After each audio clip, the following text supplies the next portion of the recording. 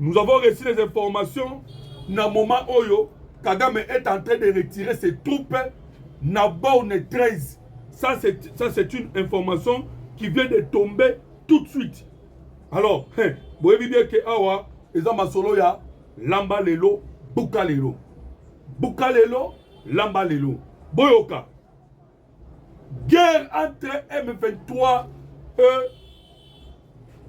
la République démocratique du Congo. 15 camions de marque Fizo.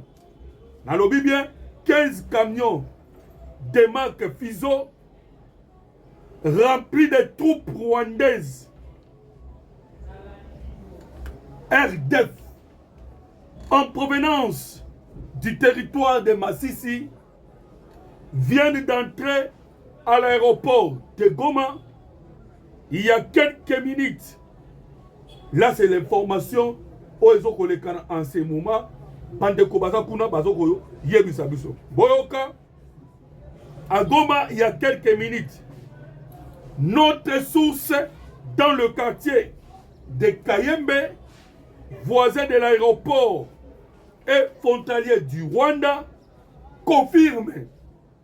Cette information indique que c'est RDF, le militaire rwandais, pourrait traverser la frontière d'un moment à un autre, car selon lui, plusieurs véhicules de mobiles des troupes rwandaises traversent la frontière congolo-rwandais à partir du borne 13. Voilà, Bandeko, ça c'est l'information qui vient de tomber maintenant. Toza hésité. On ne fait pas confiance aussi à Paul Kagame. Mais ça c'est 14 camions Batumamoni rassemblement au sein de l'aéroport. Voilà pourquoi Toeko informé. Boyoka, Moutoussa commentaire lobby.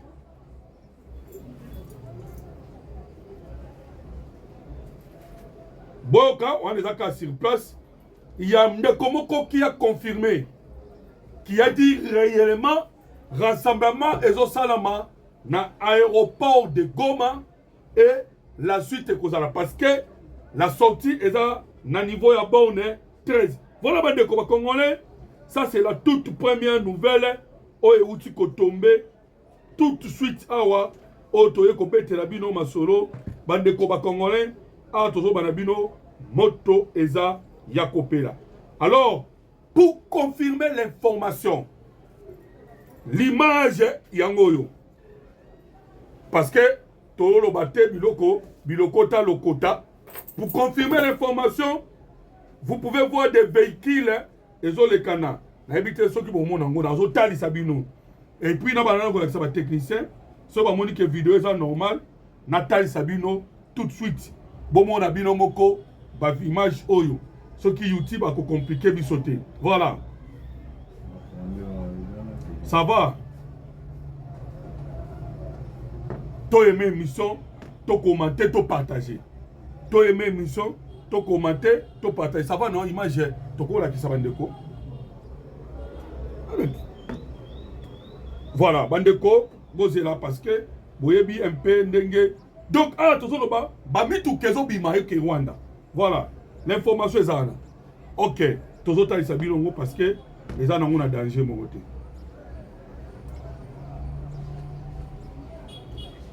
Bisoto aimé kaka émission, to commenter, to partager. Ça vient de tomber tout de suite. Ouais. To aimé émission, to commenter, to partager.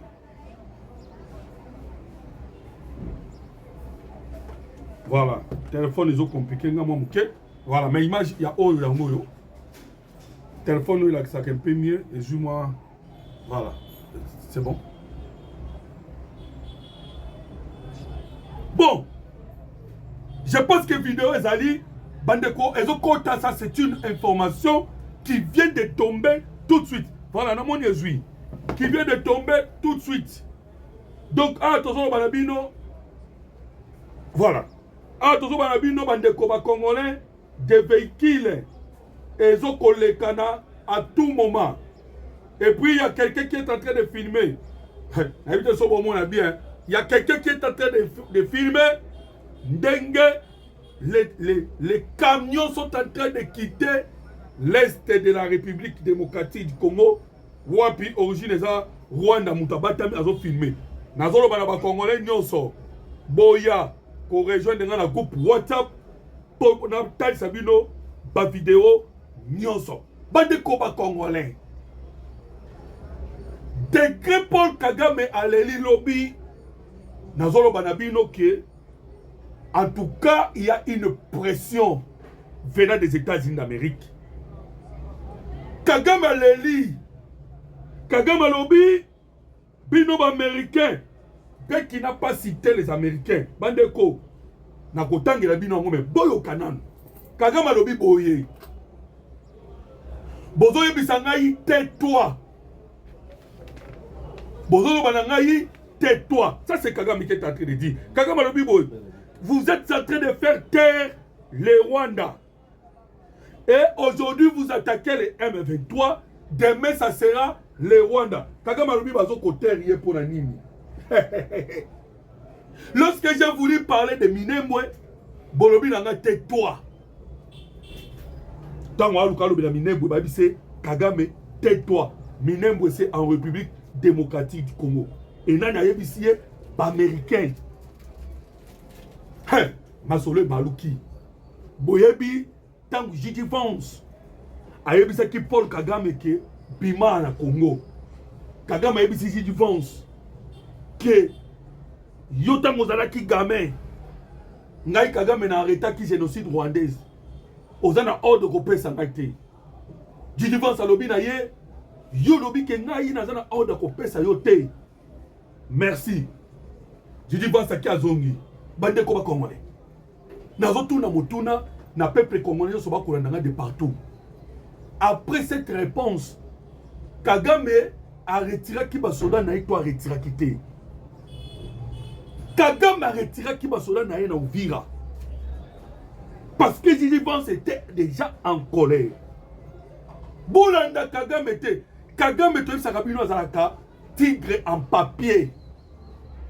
Ceux qui sont américains, le problème est que le peuple congolais belé, bengi biso, baza contre les sanctions. Nalobi na bino que peuple congolais a la posa kaka, beta Kagame mbalamoko. Mais je vous dis, hein, les États-Unis d'Amérique Donald Trump, baza la possibilité d'écraser Kagame à la minute. Mais le problème est que Clinton a commis ça qui Rwanda, pays victime. Clinton a commis ça qui Rwanda, pays victime. Voilà pourquoi Toyebi Sabino ke moi ba américain ba bete mbalamo ko ezate ba ke na Kagame malembe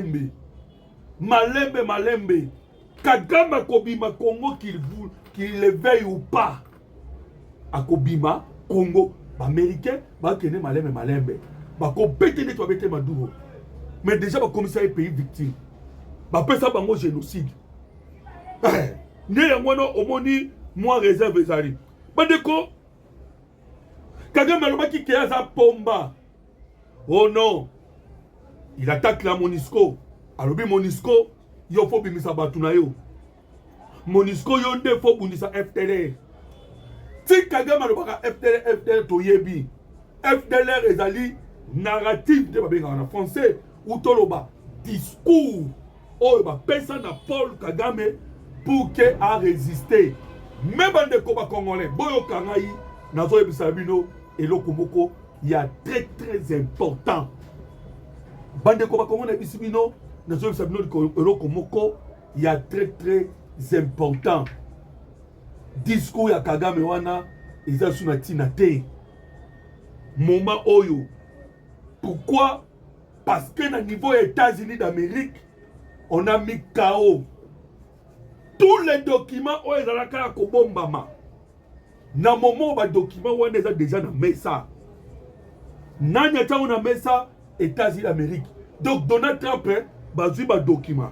Nyonso sur le rôle que joue le Rwanda na la République démocratique du Congo. Lobia wa na betela kibino lisolo ya sport washing. Bande ko ba congolais na betela kibino lisolo sport washing. Bah, tu vas venir ça qui va document ya sport washing, ce sont les Américains.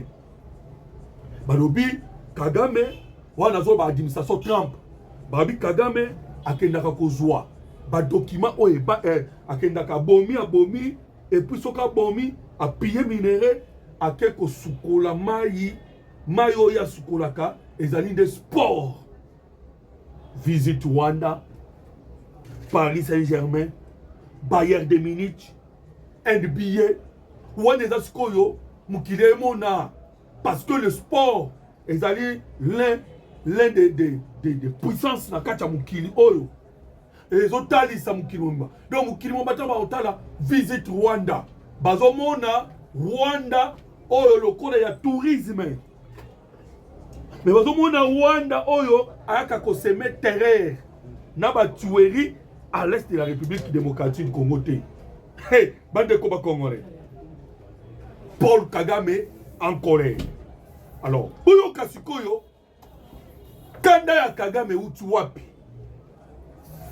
Kanda ya Kagame euti epa ya Evariste Ndayishimiye. Evariste Ndayishimiye nda cloué Kagame. Balobaka nyama oyo aliaka lidesu azalaka na kati ya lidesu. Cela veut dire le Burundi était proche du Rwanda. Na Burundi batuti bazali, bautu bazali. Na Burundi les Banyamulenge bazali. Na Burundi bayebi Kagame bien. Et muta bomi vraiment Paul Kagame a tozoloba ndenga leli ezali Evariste Ndayishimiye. Evariste Ndayishimiye bandeko ba Congolais. Tangu Evariste Ndayishimiye abengisaki ba opposant, abengisaki ba Fayulu, abengisi ba Sesanga, abengisi ba Motu bakendaki na Burundi. Donc ezalaki carte. Et carte ngo abengisaki bango ezalaki nini? Ezalaki ndenge nini ya kokabola l'opposition ainsi que l'opposition au bas bengi militaire, ainsi l'opposition est à ses places. Tant que komi kuna Evariste Ndayishimiye atekeli bango fausse note. Ba fayo ba komi ko senga dialogue ya ba primature, dialogue ya ba zo mo eloko. Alors que Evariste Ndayishimiye ayebisi bango. Omoni so kibino boke koluka ba poste. Ba nommé bino place boy. Et consiste à la guerre. Et consiste à la guerre. Du moins, Bossana bloque contre Kagame. Parce que bino boyebi Kagame te. Ngande mutuna yebi Kagame. Et Kagame s'éteint. Abenga qui na kombo ya trouble maker. Wana na zone salabino c'est Evariste Ndayishimiye. Mutalobi Kagame azali trouble maker. Faites attention à Kagame. Allez faire bloc commun. Bango na cahier de charge na bango. Basengi ba primature. Basengi ba ministère. Basengi ba DG. Basengi. Ndayishimiye alobi d'accord. Mais ngai attaque président Union africaine. Ngana zo senga bino bossa la bloc contre Paul Kagame. Bandeko ba Fayulu ba trahiraki ambongo. Parce que mon cousin na surtout ambongo. Ambongo nde mutu akotisaki réunion na Boboto. Ambongo c'est na Boboto à l'église catholique de place 64 et Botamaki. Alors 64 et le monde ba ambongo c'est 64 5 SCC bakotaki réunion avant l'opposition bakende Burundi réunion kotaki bande ko ba Congolais réunion kotaki bayokanaki balobi dialogue ezala organisé par la Senko bayokanaki bongo et dialogue ezala organisé par la Senko et Sengeli Katumbi Kabila nanga bakota na réunion. Ça, c'était la demande. Il y a 5 ans, lorsque Ayambaki baï 64, c'est 64, bana oyo 5 ans et moko boti. Tant to komi et pas Evariste Ndayishimiye, bango bake komi bisa oya bango moko agenda. Bande ko ba Congolais, voilà pourquoi boyoka ki ambongo asalaki déclaration oyo boyoki ambongo alobi bato balingi Congo eza kaka nous les prélats catholiques ou bien nous les prêtres. Les politiciens balingi na bango Congo te. Ils ne font que défendre leurs intérêts. Wana bandeko ezalaki déclaration ya ambongo. En quelque sorte bafayulu batrahiraki ambongo. Awa sikoyo lobi ndezalaki retour. Bandeko ba congolais boyoka sikoyo précision o elekani lobi. Parce que ma chaîne étrangère lokola RFI. Boyoka RFI. RFI azoloba boyi. La RDC, Félix Tshisekedi annonce l'organisation d'un dialogue national inclusif. Wana RFI mutalobi lokuta. Toi ça kabino que RFI ça kana lokuta bande ko bele ba ko bandimakate. Butala lokuta. Boyoka skoyo précision. Le président Tshisekedi n'a pas annoncé le dialogue. Quoique, il est d'accord, mais a annoncé. L'annonce, c'est ça qui n'est pas un cardinal. Non, n'est pas un Mokozamboka. Boyoka, et ça précision. Ce qui est vrai, le président Tshisekedi a dit. Mais tout va annoncer. Et ça, c'est Ambongo. Mouta annoncé. Cardinal Ambongo. Bandeko, Mikolo, tu as dit cardinal. Alors que moi, dans ma réserve. Parce que tu as vu ma déclaration dans le bas et pas à Rwanda. Tu as vu ma déclaration dans le bas par-ci par-là. Voilà pourquoi tu as vu nous, Mikolo, cardinal Ambongo. Boyoka, Badeko, Boyoka. Le président Félix Tshisekedi n'a rien annoncé pourtant. Tshisekedi, le président Tshisekedi a annoncé et l'autre côté. Mais dis-moi, les faits sont sacrés. Tout le monde la vérité. Et les faits sont comme ça. Le cardinal Ambongo a annoncé, Moutou a annoncé que c'est le cardinal Ambongo. Le cardinal Ambongo a annoncé Nini. Le cardinal Ambongo a annoncé que le président a accepté le dialogue. Ambongo a gagné au coup d'un président Tshisekedi. Après rencontre, le cardinal Ambongo a annoncé que le président Tshisekedi a accepté le dialogue. Tous les autres de la chaîne pour coûter l'équipe. Boyoka. Ça c'est une preuve. Voilà. Ton dénoncé. Maintenant, Boyoka Bandeko Congolais, présidence de la République. Boye Basikoyo, des consignes au président Tshisekedi. Apesi, Nalikambo Itali, c'était entretien. D'abord, Bandeko Boyoka. À l'issue d'un entretien qu'il a accordé au chef de confession religieuse ce vendredi à la Cité de l'Union africaine, le président de la République, Félix Tshisekedi, vient d'accorder son feu vert pour la tenue d'un dialogue national. D'autres détails dans quelques instants. Bandeko, voilà un peu l'information. Il y a le Kambouzaïki qui est Monseigneur Ambongo ainsi que la délégation. Parce que la confession religieuse, c'est quoi Zalaki, et c'est ça Zalaki, et Jibayama Pia, Naba, religion dans le pays. Bazalaki, ba musulman pe Bazalaki. Ba musulman pe Bazalaki. Réunion et Koti, à la sortie à Réunion, Moutuba Pesaki Maloba, et Zalaki Ambongo. Ndeboyoka ki Ambongo alobi, que Mokozamboka andimi dialogue. Et le président Dimi m'a coupé sa directive. Maintenant, il a importé ça ni bande ko Congolais boyoka. L'objectif ya dialogue mo eza ndengini. Boyoka l'objectif, s'il vous plaît, to aimer l'émission, to commenter, to partager, to tapoter sur la TikTok, to aimer, to commenter, to partager pour que bande ko Congolais so ba situation Ozo le kana Namboka Congo. Boyoka objectif. L'objectif il y a dialogue. Place ba te bere baleli.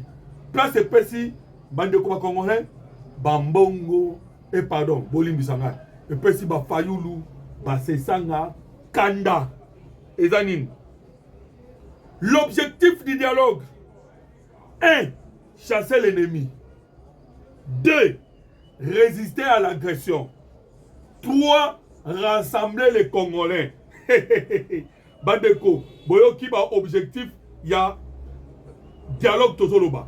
Awa tozo sabino ke mbutu ekoti na kati ya opposition. Batu ba komi ko spéculer lobby président lobaki boyi. Utoloba président yebisi ba mbongo boye. Dans la discussion hier, le président Tshisekedi a été clair. Dowa ne mourra pas. Les fils, leurs problèmes seront traités à Doha. C'est-à-dire les M23. Makamna bango kozala traité na Doha. Kabila, les Kamounaye kozala traité na cour, na haute cour d'ordre militaire, ainsi que Moïse Katumbi. Bobi Moïse Katumbi, non? Le problème à Moïse Katumbi, c'est que Moïse Katumbi bandai kotonga aérodrome de Moulonde. L'aérodrome de Moulonde, Moïse Katumbi, ezaki aéroport mo clandestin. Ezaki na bitini. Babenga kieka ko bengisa. Na bayi oyo bakambaka makambo etali ba aéroport o ba pesa ka autorisation. Ya ba aviation. Babenga kieka ko benga ba pesa ki invitation. Yaka o expliquer biso likambo etali ndenge ozotonga c'était aéroport Nazamba. Pourquoi et au Sénat autorisation te ponani Moïse Katumbi a kimamba. Donc Moïse Katumbi lui il a des difficultés avec la justice. O esengeli ya kende kuna akende koyebisa na justice makambo oyo esengeli oyo ya loba. Maintenant dialogue to beta lisolo bande ko ba congolais.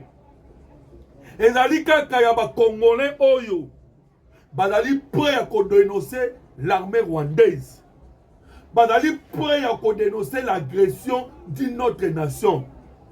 Ezali dialogue ya batu oyo bakoya ko kota à l'interne pour que basa nini ba kolobela Rwanda te président saloba kiango.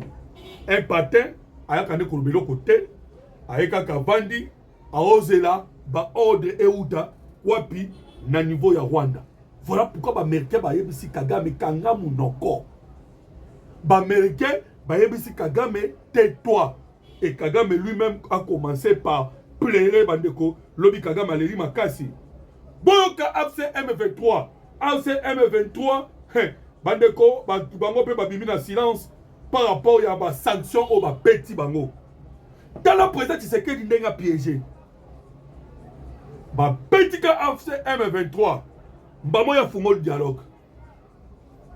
Mbalamoko a fungo le dialogue. Et toyebisa kibino frappe au ba petit bango za frappe nini. Bakoko voyager te. Ils ont déjà mandat d'arrêt international. De bazawana. Oni nenga beti bango. Bakoki sukota morate. Pourquoi? Oni nenga lobi na bango bongo mboka oya kokoma ba ukanga bango. 2. Bazana droit ba coopérer sous na pays mon côté ni na société ni na entité à mon côté. Frappe ba beti ba M23. Troisièmement, ba M23 ndeto sanabino bakoki sous kosoma minduki te.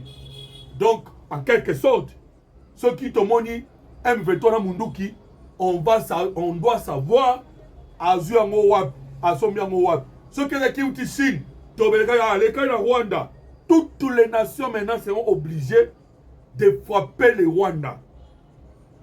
Voilà, tu dois répondre à la question. Mais pourquoi le Conseil de sécurité a Betika Rwanda te? Tantôt, tu as M23. Mais il fallait Betika Rwanda Malamoko. Bande comme Congolais.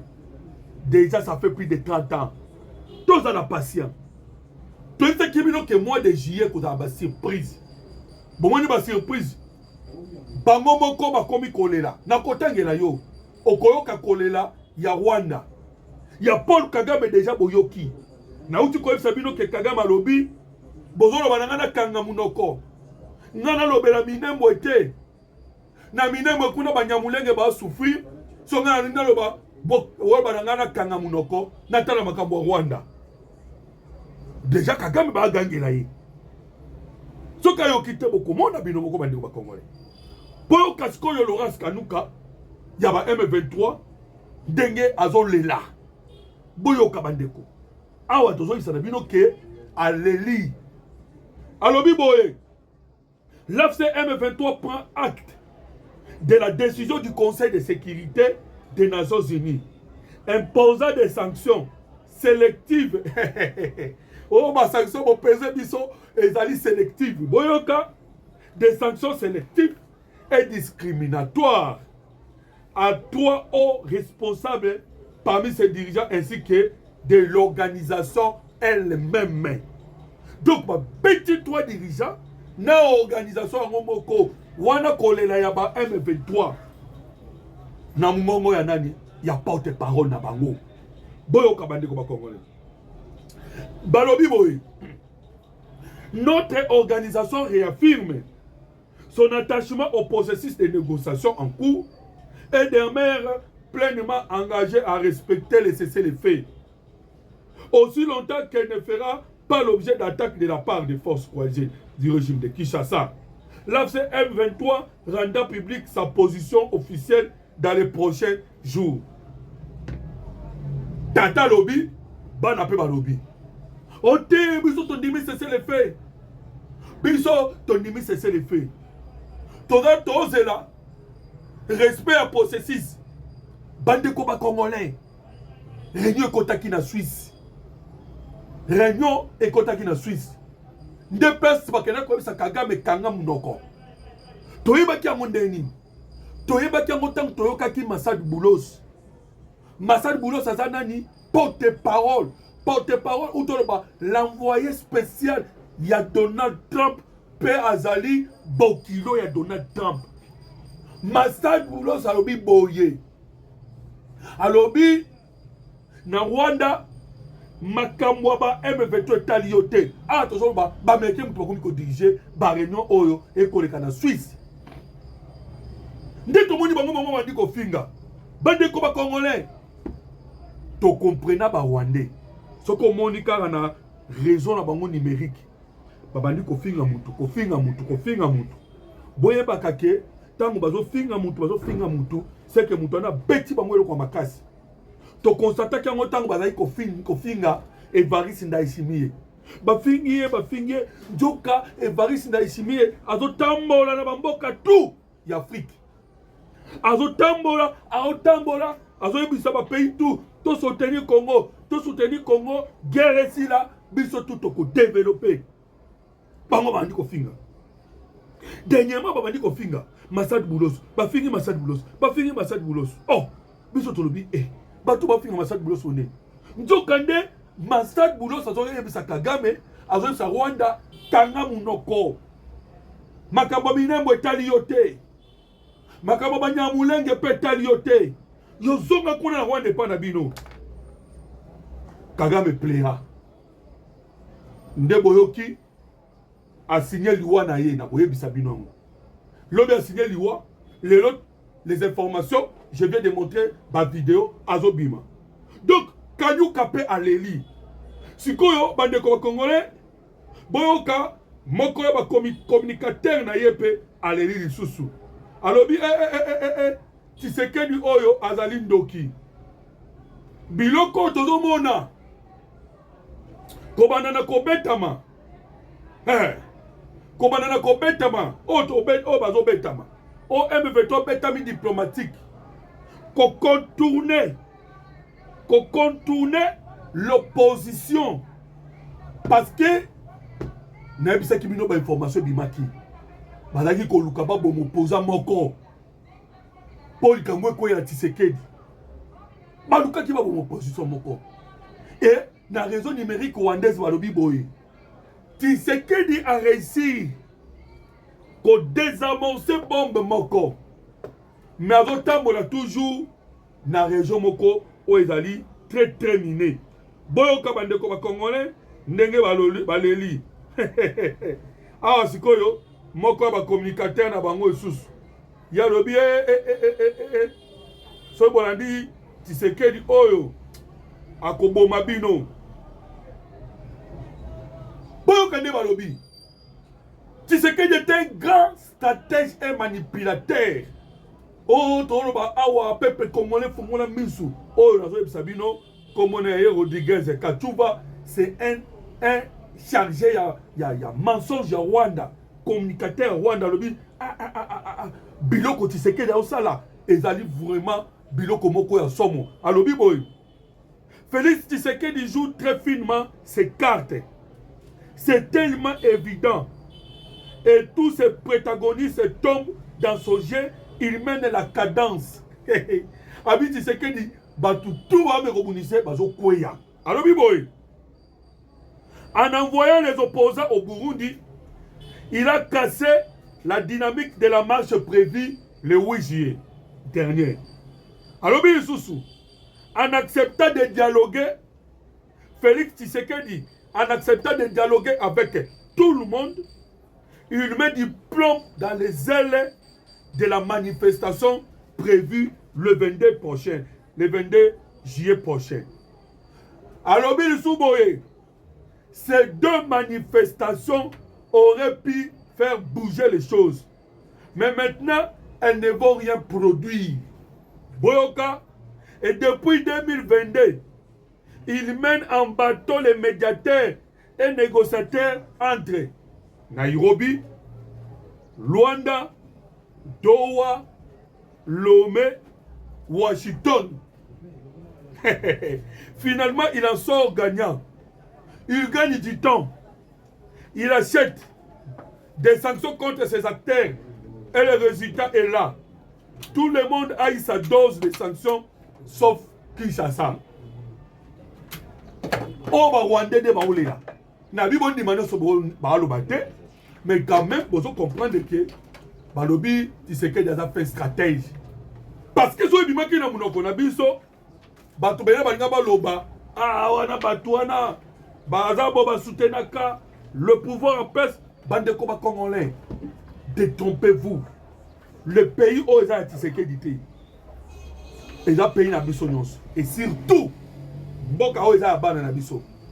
Parce que biso to kokende, to kolégué. Voilà pourquoi nous avons les droits et le devoir de défendre cette nation. Naba moyen nyonso. C'est ce que nous faisons. Là où Tshisekedi a sali eloko sengela asala te, tokoya tokoloba. Tokoya awa tokoloba. Mais boyoki un Rwandais o azali koloba malamu ya bokonza mboka parce que alobi ba betami. Awa adversaire yemo kwa zondima. Boyoka ndenga le lisusu. Par contre, il profite du temps qu'il gagne pour mieux s'armer.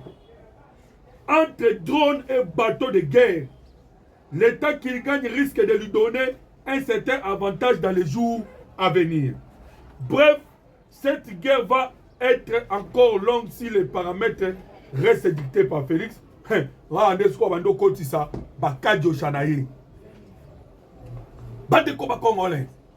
Je pense que vous comprenez. L'objectif il y a présent Tshisekedi à toujours Manabino, et ça y a à gagner la guerre. Boyoka Sikoyo rencontre entre Ambongo. Rencontre entre Ambongo et Botinini. Il y a rencontre toujours Manabino en ce moment. Boyoka entre Ambongo et les opposants. Boyoka.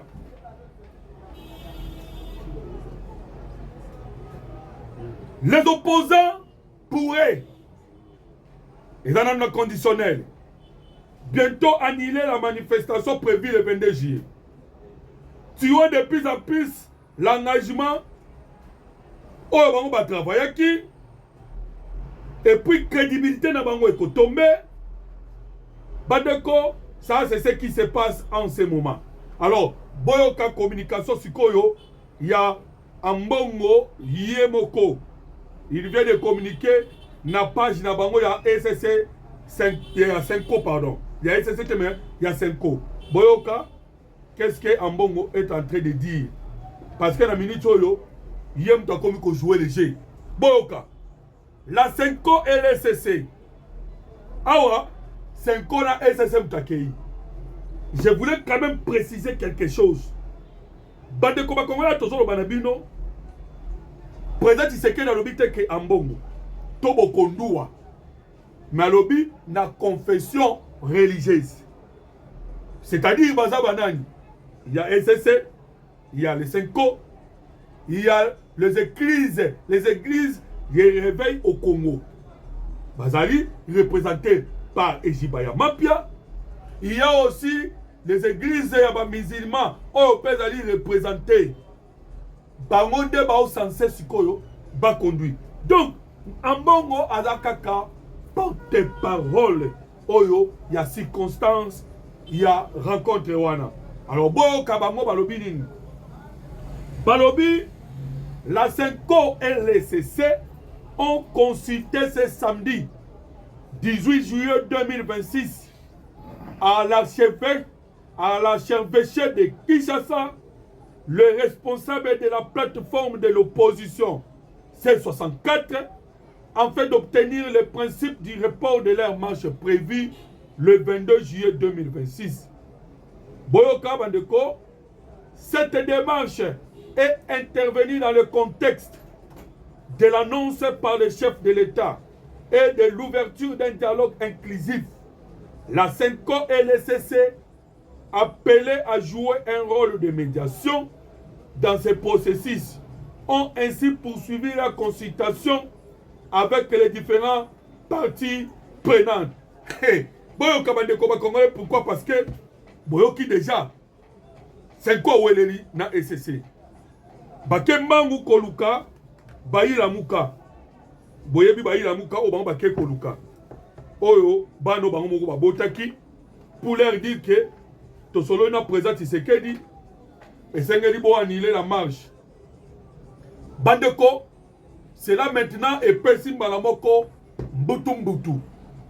Parce que kuna na Burundi makambo elobama ki mususu. Awa makambo zolo bama mususu. Alors, ni désolé Kanasiko en ce moment. Dans le moment où on est solo, il y a une discussion parce que ça fait déjà 2 heures. Solution aux Zouamate. Bazo tout n'ambongo. Ah, père. Toti kasu marche ndeni. Ambongo lobby non. Parce que lobby ambongo makambo lobby. A lobby, tout solo na président, Toyo Kani. Tout ça la bloc commun contre l'agression du Rwanda. C'est pour la première fois boyoka ambongo aloba likambo etali l'agression du Rwanda. Bande koba Congolais, c'est fini. Ah toujours Sabino Fati a kotisi nini? Fati a kotisi bango na Babylone. Mutu na mutu akomi koloba na ngaji na ye. Bakoti na Babylone. Boyebi makambo elekala ki ya Babylone. Bande koba Congolais. Soki batu basangani bakomi liboke moko ezalaka pasi. Nde boyokaka le principe il y a divisé pour mieux régner. Même Nzambe moko akokate. Selon la Bible, tangu batu basangana ki bakomi liloba moko balobi to tonga ndaku tokende komona Nzambe. Selon la Bible lobi ke Nzambe tango tala lobi bato basangani bakomi mutu moko eloko eko s'opposer na bango ezate. Allons et divisons-les. Nde boyoka kimba na moko anglais botami, latin botami, swahili botami, lingala botami, bato baloba susu langage moko te bapanzani mukili mobimba. Babylone. Nde makambo président Tshisekedi asali. Bakoti na Babylone. Ambongo aloba na langage na ye. Awa tozoloba Fayulu aloba na langage na ye. Pona Fayulu, oui, toke de dialogue mais sans ba nanga pas. Pourquoi? Parce que ils sont des rebelles. Koto Katumbi, Koto Jama Kaboun, yalobi te fo Kabila Zala. Bandeko Babylone. Et Fayulu bazo ko accuser Chole comme étant les têtes parce que Chole azala ki kuna. Débat za ko sakanate. Bandeko ba Congolais, babebani. Mais dans le moment où na Est la République démocratique du Congo, bande koboyoka, moto pepeli. Moto dans kopela. Pourquoi? Parce que FARDC va continuer à gagner le terrain. Wazalendo dans lobby, en tout cas, makambo yozo le kanakuna et tali bisote. Biso awa, en tout cas, tozo beta kaka. Les Wazalendo ba uti sous ko récupérer. Boyoka bande kolanga ba Congolais, la situation ya mboka Congo, to esaki bino ke to kubeta masolo ya mboka Congo, bokoyeba ni les ali kolekana en République démocratique du Congo mboka na bino, mboka na biso. Urgent, les conséquences de la désobéissance de Kagame de retirer ses troupes à l'est de la République démocratique du Congo. La cité de Lubich, dans le territoire de Massis, est passée sous le contrôle de Wazalendo après un violent combat. Nanga ne comprend plus rien et Kabila est toujours dans le silence. Côté Kuna, bazo bibotu diplomatique parce que na ebisina no binote bibotu diplomatique ele kanandeni. Na kopete bino solo. One an de sabino mama, j'étais semino déjà, soumino est déjà de retour. Maman Thérèse Kai Kwamba Tikali Kuna azo continuer ko beta bibotu. Mais tous sont en situation sur le terrain. L'aéronef qui faisait des rotations à l'aéroport de Kavumu, à Bukavu, n'amenait pas les armes à Minembwe comme nous l'avons annoncé, mais il ramenait des équipements de guerre fragiles et des grands prix de Bukavu vers le Rwanda. Les retraits avaient commencé avant le 15 juillet. Bande quoi, ce qu'on a information comme qu'il y a un retrait, tant qu'on so, bazo ko lobela biso que Kagame est en train déjà d'essayer à ko salaka retrait malembe. Pourquoi? Parce que sommes aux côtés là. Sommes aux côtés. Boyoka, déploiement de nouveaux unités. Boyoka, on les appelle comment? Elles sont déployées où? Tout le monde saura que quand elles vont frapper, des nouvelles unités, comme on a bango na ebanité, bango yo, teni na bango, na ebité sok bogumona. Teni na bango angwana. Teni, yaba unité ya sika. Déjà, ils sont sur le terrain, pour na banda ko beta. Bazo beta déjà bande ko ba Congolais boko yeba awa ni nezo kolekana. Les M23 babisi bango bozonga bokendaka déjà. Na Suisse balobi déjà. Bon mon équipe patron ya Monisco non. James Schwan a quitté Kinagoma avec le FARDC. Alobi l'objectif na ya ko kita wana ezali ya ba mema batuna directement na cantonnement. Boya bokende cantonnement na Malembe. C'est le temps bokende na cantonnement. Boyo kaskoyo Massad Boulos, l'envoyé spécial de Donald Trump dans Grand Lac. Massad Boulos a l'obéni. Les accords de Washington ouvrent la voie à une nouvelle ère de sécurité, de stabilité, d'opportunité pour la région de Grand Lac. Cette promesse ne se concrétisera que par la pleine mise en œuvre des accords par la République démocratique du Congo et le Rwanda.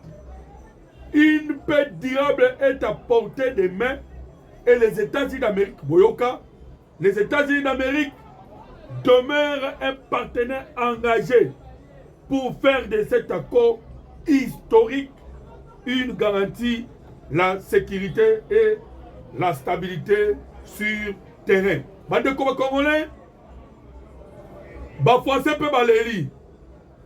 Ba Français baléli balobi boy. Na Conseil de sécurité, Boyoka, la France dit ceci, le Conseil de sécurité des Nations Unies a adopté sur proposition conjointe. Ba Français balobi la décision oyezwami na Conseil de sécurité na likambo etali le sanction oyo ba beti bananga colonel Nzenze, Samata et les autres, na oyo beti mouvement M23, mouvement. Et puis beti sous mouvement Turanarero. Ba français balobi eza bango pe. Ba na kati. Boyoka, balobi boy. Sur proposition conjointe des États-Unis, du Royaume-Uni et de la France, un nouveau paquet de sanctions contre 8 personnalités et entités liées à AFC M23, au FDLR, à Turanarero et au Rede Tabara. Balobi, bango pe bazana katia, bafwa wana. Wana ba français mutu balobi.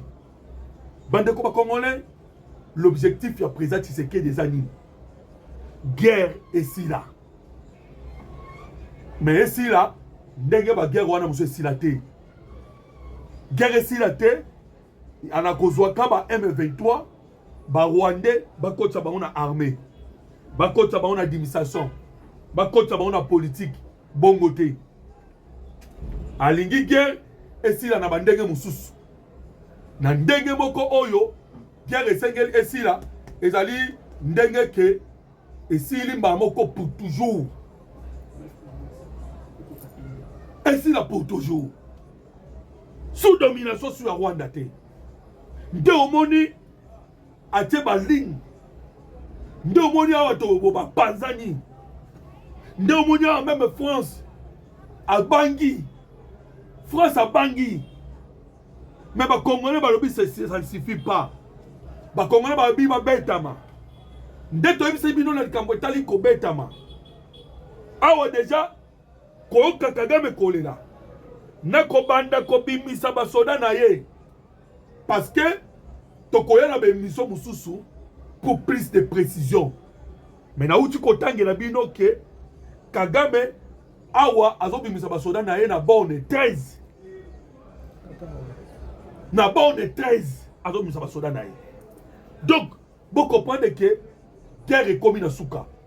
Na mupanzi ya parce que na ibisa kibino bande ko ba Congolais. Toza na 5 fronts diplomatiques auto kunda ba kasi sikoyo. Mais fonds militaires kuna pesa somo. Tosombi ba drone ya nouvelle génération. Tosombi babiloko ya mai. Tosombi babiloko ya mokili.